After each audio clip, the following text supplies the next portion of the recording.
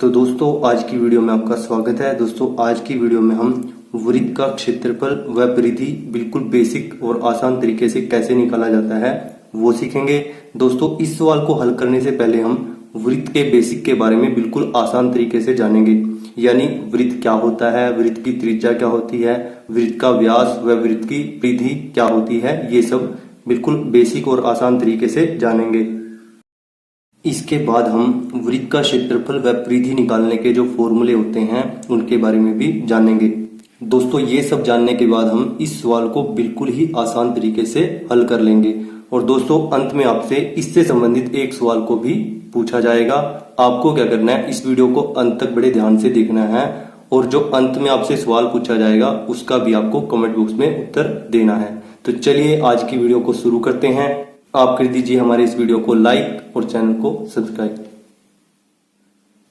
तो दोस्तों सवाल क्या कहता है हमारे पास, एक वृत्त की त्रिज्या 14 सेंटीमीटर है, इस वृत्त का क्षेत्रफल व परिधि ज्ञात कीजिए। दोस्तों यहाँ पर हमें वृत्त की त्रिज्या दी हुई है जो कि 14 सेंटीमीटर है।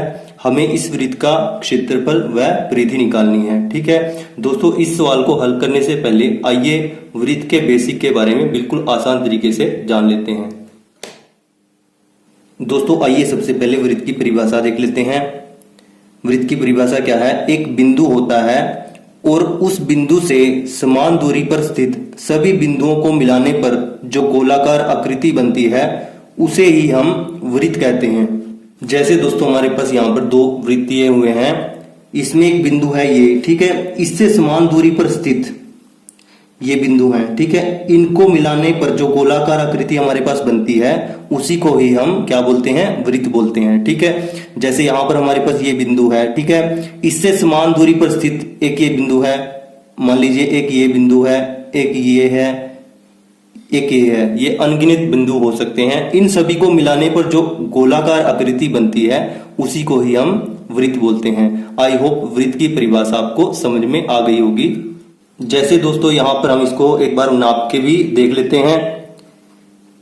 यहां से यहां तक की दूरी 3 सेंटीमीटर की है, ठीक है, यहां से यहां तक की दूरी भी कितनी है, 3 सेंटीमीटर की है, यहां से यहां तक की दूरी भी कितनी है, 3 सेंटीमीटर की है, ठीक है, और यहां से यहां तक की दूरी भी कितनी है, 3 सेंटीमीटर की है। ठीक है, तो एक बिंदु होता है और उससे समान दूरी पर स्थित सभी बिंदुओं को मिलाने पर जो गोलाकार आकृति बनती है उसको क्या बोलते हैं, वृत्त बोलते हैं। ठीक है दोस्तों, वृत्त को हम इंग्लिश में क्या बोलते हैं, सर्कल बोलते हैं। ठीक है, और जो इसकी त्रिज्या होती है उसको किस में डिनोट करते हैं, आर से डिनोट करते हैं। ठीक है, चलिए अब त्रिज्या के बारे में जान लेते हैं, यानी रेडियस के बारे में जान लेते हैं।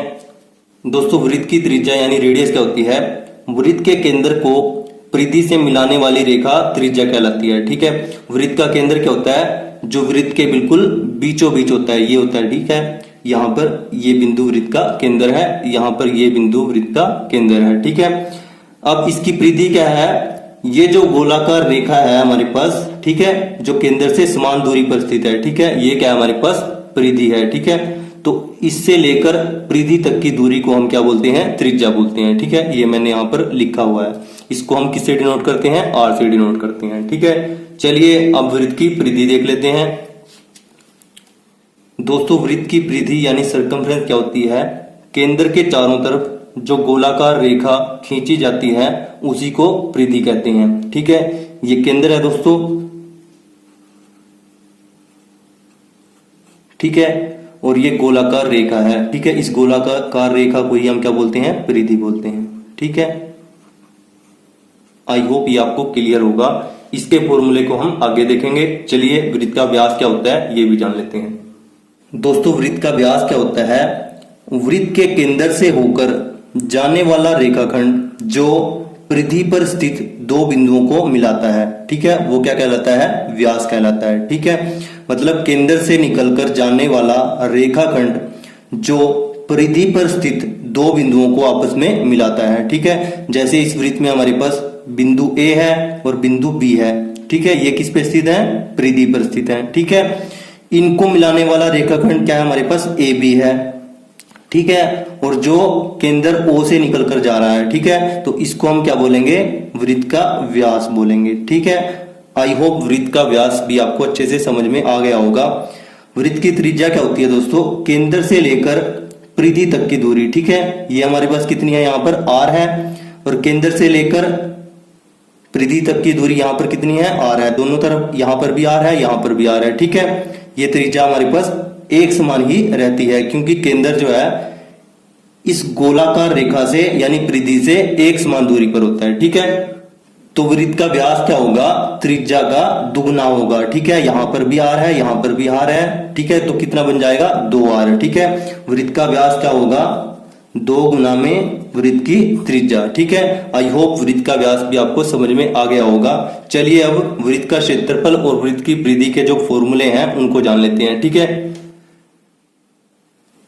दोस्तों वृत्त का क्षेत्रफल निकालने का फॉर्मूला हमारे पास क्या होता है दोस्तों, पाई गुना में त्रिज्या का स्क्वायर यानी त्रिज्या का वर्ग, ठीक है। ये होता है हमारे पास वृत्त का क्षेत्रफल निकालने का फॉर्मूला। पाई हमारे पास क्या है, कांस्टेंट है, ठीक है। क्या है, कांस्टेंट है, ठीक है। और इसका मान हमारे पास क्या होता है दोस्तों, 22/7, ठीक है।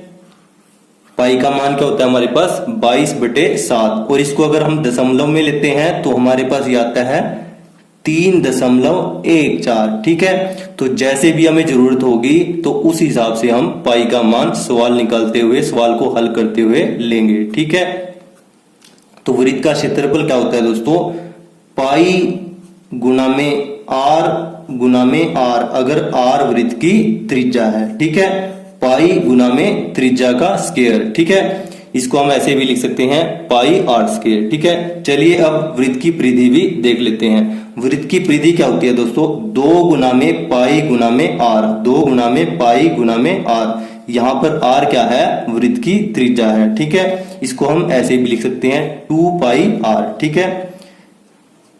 और इसको हम ऐसे भी लिख सकते हैं 2 पाई गुना में त्रिज्या, जो वृत्त की हमारे पास त्रिज्या है, ठीक है।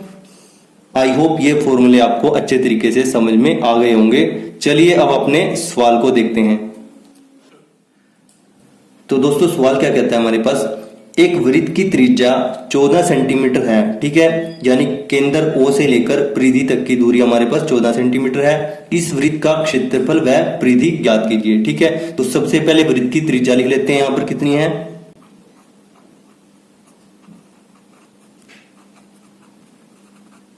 कितनी है दोस्तों, 14 सेंटीमीटर, ठीक है।